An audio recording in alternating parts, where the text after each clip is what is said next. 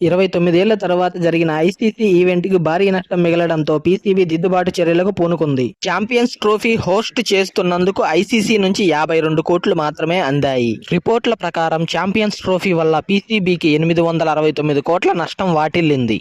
1996 one day world cup తర్వాత దాదాపు 29 ఏళ్ల తర్వాత ఐసీసీ ఈవెంట్ హోస్ట్ చేసినా కూడా చాలా నష్టం రావడంతో పీసీబీ తలదించుకోవాల్సి వచ్చింది. ఛాంపియన్స్ ట్రోఫీలో వచ్చిన 869 కోట్ల నష్టాన్ని పూడ్చుకునే పనిలో పడింది. దేశీయ టీ20 టోర్నమెంట్లో ఆడే వాళ్ల మ్యాచ్ ఫీజులో 90%, రిజర్వ్ ప్లేయర్లకు 87.5% కోత విధిస్తున్నారట. ఎలాంటి నోటీసులు ఇవ్వకుండానే మ్యాచ్ ఫీజుని 40,000 రూపాయల నుంచి 10,000కు కుదించారు. ఛాంపియన్స్ ట్రోఫీ టికెట్లు స్పాన్సర్ల రూపంలో పాకిస్తాన్కు వచ్చింది మాత్రం చాలా తక్కువ అమౌంటే. పాకిస్తాన్ జట్టు కేవలం ఒక్క మ్యాచ్ మాత్రమే ఆడటం ఇందుకు ప్రధాన కారణం. గ్రూప్ స్టేజ్లో న్యూజిలాండ్తో మాత్రమే కరాచీలో ఆడింది. రెండో మ్యాచ్ భారత్తో ఆడేందుకు దుబాయ్ వెళ్లింది. రావల్పిండి వేదికగా బంగ్లాదేశ్తో మూడో మ్యాచ్ వర్షం కారణంగా రద్దయింది.